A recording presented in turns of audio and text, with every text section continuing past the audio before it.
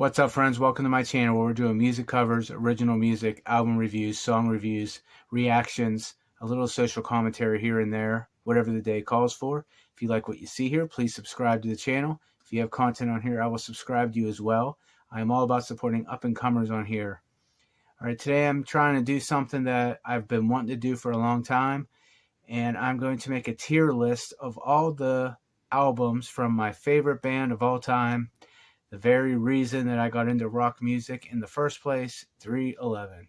Chances are if you clicked on this video, 311 are a band that need no introduction, but in the event that somebody who is not that familiar with them did click on this video, 311 are a five-piece band from Omaha, Nebraska, formed in 1988 that fuses space rock, alternative rock, rap, reggae, and a variety of other things into their music. And today we are going to rank all 13 of their major label studio albums. They have some demo albums that they did before their first one that I'm going to leave off here. They have some DVDs and they have a variety of extra kind of releases. I'm just going to stick to the main 13 on this one for the sake of time, and these guys really have a shitload of albums, and I got a lot to say about all of them. So without wasting too much time, let's get into it. Their first album, 1993's Music. What an explosive way to come into the scene and let everybody know who they are, what they're about, and just show all the different things that they're capable of. I would say the highlight tracks of this album are Visit, Paradise is really good. My Stony Baby is such a nice, chill, laid-back jam. All the bass lines in all of these songs are just amazing and really shows Peanut going at it. Nick's Hex is a really good one to hear live. Feels So Good. They've closed many a show with that. It's a nice upbeat rocker, and I can't say enough good things about this album. You know, it's definitely a product of its time. There's a couple moments that really are so 90s you kind of want to cringe a little bit, but they're very few and far between. This is an incredible start to their career. For an album that came out in 1993, the production's pretty good. I really can't say anything bad about this one. I've listened to this album more times than I can count, and I'm going to throw this one in the A tier. Their second album, 1994's Grassroots. This one is a bit more experimental. This is my second favorite 311 album. From the opening infectious riff of Homebrew to the amazing second half of Nut Symptom with Peanut just going off on the damn thing, and 8:16 a.m. Applied Science is one of the live staples of today. Lose is an incredible chill reggae kind of track. Offbeat Bare Ass is a really good track with lyrics condemning the drug war, a war we're still kind of fighting today. Ends on a very mellow note with 1, 2, 3. There might be a couple moments here and there that are, again, really, really 90s, maybe too 90s for its own good. 311 got Grassroots for your mama. It's such a good album, though. My second favorite, hands down, and I'm putting this one in the S tier. And we get to their third album, their breakthrough release to the masses, the self-titled Blue album. Down and All Mixed Up pretty much put this band on the map. Both of those are stellar tracks. With this album, there was just no time wasted, no filler, nothing like that whatsoever. We're just blasting through 14 tracks of explosive rock rap, or really chilled out reggae type jams like Purpose and Sweet, two of the best reggae songs that they have. Of all the albums, this one probably has the most rap. The albums that I want to put in the S tier are a little bit better than this one, and that's the only reason why I'm not putting this in the S tier, is because there are albums that I find to be better than this one, but this is such an incredible album too. Love this one. Put it in the A tier. Then we get to Transistor. Transistor, one of the first rock albums that ever intrigued me. All I did was see this in a record store, and just the cover of it kind of drew me in. It's like the vibes on this thing are so infectious that you feel them just when you're looking at the CD in the record store, which is the thing of the past now. But there's 21 tracks on this thing, and not a single one of them do I feel are disposable. This is their most spacey dub reggae album, but there's some rockers on here too, and just everything about this album is a vibe. It's just so incredible. And to make an album that is 21 tracks long that keeps your attention from start to finish is such a rare feat. And it had that effect on me when I got this album in the Christmas of 1997. I think I might have been 14 or 15 years old. And as soon as I turned this thing on, just the harmonies, it was just so different than anything else I had heard at that time. Prisoner is an incredible track. Beautiful Disaster is a live staple. Then you got some deep cuts on this thing that are just incredible. You got Rub-a-Dub, which I covered on this channel. You got Inner Light Spectrum, a great chill reggae jam. Stealing Happy Hours is one of the best songs I've ever wrote. Incredible solo work from Tim Mahoney. Even some of the songs that some of the fans find to be kind of disposable or throwaway or filler, even those I think are just some of the most incredible songs that were coming out at that time, like Tune In. No Control is a really, really good song too. Running is a great chill jam. I mean, I can't say enough good things about this album. This is the album of all albums for me. And I would definitely say it's the crowning achievement of their career.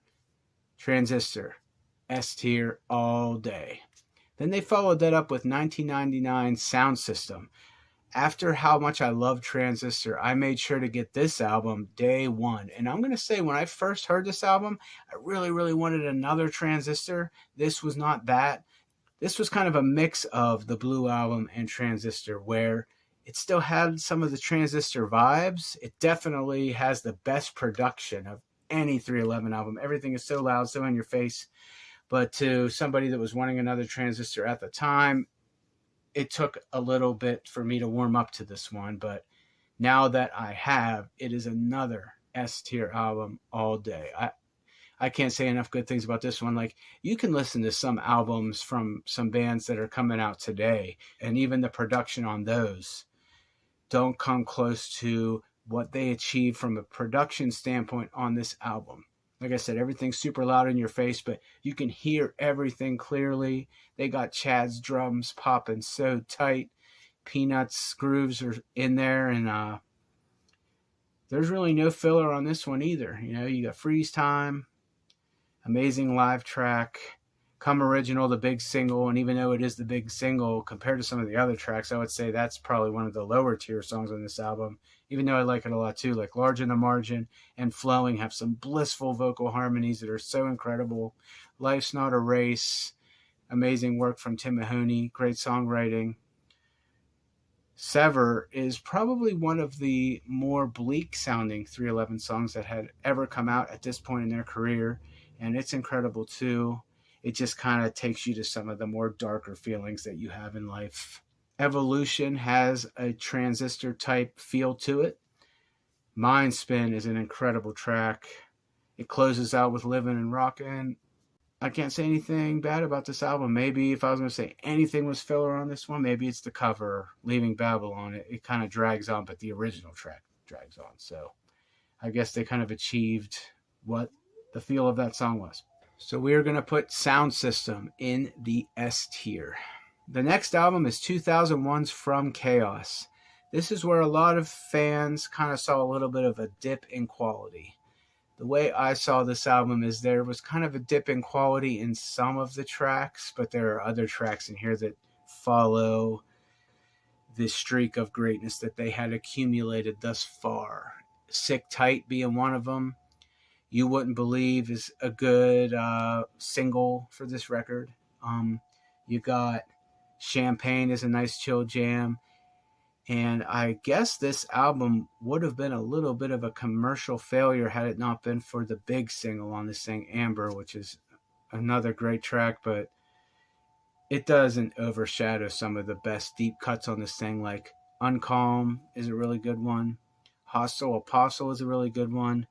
But this was the first 311 release that I thought had a couple songs that I'm probably going to skip over every time. And I do skip over every time because the raps are really hokey. And I feel like they're just kind of trying too hard to replicate some of the sounds of their older material, like from music, with the tracks Wake Your Mind Up and Full Ride. Not a big fan of those tracks. So this album has some great stuff and some things that bring it down a little bit. So I'm going to put this one in the B tier. Next up is 2003's Evolver. When this album came out, I was into much more heavier kinds of music, kind of putting all the alternative albums on the shelf. So I didn't really realize the greatness of this album until many, many years later. And now that I've digested it and I've listened to it so many times, I would actually put this album above From Chaos. I'm going to put this one in the A tier. Let's talk about this thing a little bit. This one shows a lot more of a different approach to the soft side of their sound. The closer, sometimes Jack's World of the Realm, is a 6-minute epic. It's like a 3-part kind of song. It goes in 3 different valleys. That was definitely something different for 311. Crack the Code is such a good song. Such a good song. Incredible bass line. Incredible vocal interplay between Nick and S.A. Everything about that song is awesome. Give Me a Call was a really good one. Still Dreaming is kind of lazy in the guitar department, but they kind of made it work. It's a vocal-centric track. Beyond the Gray Sky, a track dedicated to friends that have taken their lives. I can definitely relate to it. Anytime I've heard it live, which I think I heard it twice live of the 4 times that I've seen them, it was just such a magical moment. Whereas From Chaos had some filler tracks, this one doesn't really have any filler tracks. This one kind of stays on a plane of sameness and quality, but takes some different leaps in the songwriting. Then we venture into what a lot of fans, myself included, kind of considered the dark age of the band, where they kind of were getting a little bit stale, needed to come up with some ideas, and that leads us to 2005's Don't Tread on Me. For me personally, I like the first 2 tracks of this album. Don't Tread on Me, the single and title track, really good. Nothing they haven't done before, but if you love their sound, they're doing the best of it. The rock / reggae aspect of it. And Thank Your Lucky Stars is a pretty good one too. Anything off of this after that, it just didn't grab me. It was just too different from what 311 does. There was not enough rock in this thing. The only thing I can really give it credit for, aside from the first 2 tracks, is they utilized S.A.'s singing a lot on this album. And sometimes it worked, sometimes it didn't. But this album in general was kind of the first one that kind of got my interest in this band waning a little bit. And unfortunately, I got to put this one in the D tier. 311 took a little bit of a hiatus after that. After years and years of constant recording and touring, it was merited, to take a break and kind of reassess. And 4 years later, they got back in the studio with Bob Rock, a producer I'm already not crazy about, but I definitely didn't want to see working with 311. And that brings us to 2009's Uplifter. And I would consider this the band's worst album. I'm not going to say there's nothing good on this thing. I kind of like the track Golden Sunlight. And there's another one midway through the album. And I can't remember the name of it right now, but it has like a groove like dun, dun, dun, dun, dun, dun, dun. God damn it. I can't remember what it's called. I can't. But even that one was just kind of average for them. But I go back to those when I want to just hear a 311 track I haven't heard a gazillion times. But Bob Rock did not know the first fucking thing to do with this band. And it was way too soft. The one live rockin' track on this thing, Jackpot, was just so hokey. I just don't really dig it. And this one I'm going to put in the D tier as well. But don't get too mad at me, guys, because those are the last 2 that are going to be in the D tier. And I think that these guys really came back in a huge way with the next album, 2011's Universal Pulse. I think this album gets a bad rap, and I think this album could have been regarded a lot better than it was if they were with a producer that knew what the fuck to do with this band. Like, The production on this album sounded like Bob Rock started the project and just didn't finish it. Like, the production is just so piss poor on this thing, but the songs themselves are way better than anything that we had heard from the band in a long time, and it definitely reinvigorated my interest in this band. It was 8 tracks. I think it was like 29 minutes, not even a half hour, but it benefited from that. And A Ways to Go had the Transistor feel. No, it isn't something that would have appeared on Transistor, but it just showed they were trying to get that feel back. I would say the closest thing to filler on this are probably Rock On and Weightless, which, you know, if you really like the sound of this band and you want to hear a song from them that isn't bad, that you just because you haven't heard it a gazillion times before, you know, I go back to those every now and then. But Time Bomb, amazing song. Wild Nights, really good. Sunset in July, it was like kind of like the new Amber for the 2010s era of the band. So good. Trouble, it's simple. It's all right, but I enjoy it, you know. Count Me In, it's a good one. This is definitely a stepping stone back to greatness for this band. Definitely reinvigorated my interest in this band. It has the classic vibe that they've always had, which the last 2 albums I didn't think had. And just because they put so much goodness into this small compact package and did what worked, I think it brought them back to a good level moving forward. And I'm going to put this album in the A tier as well. Next, we have 2014 Stereolithic. A lot of fans love this thing. Love it. And I like it a lot too. I have some complaints about it. This was the one that saw Scotch come back, the producer for some of their most renowned albums. And I don't think he did that great of a job producing this album. I don't, but it's still way better than Don't Tread on Me and Uplifter, and it has a lot of great songs in it.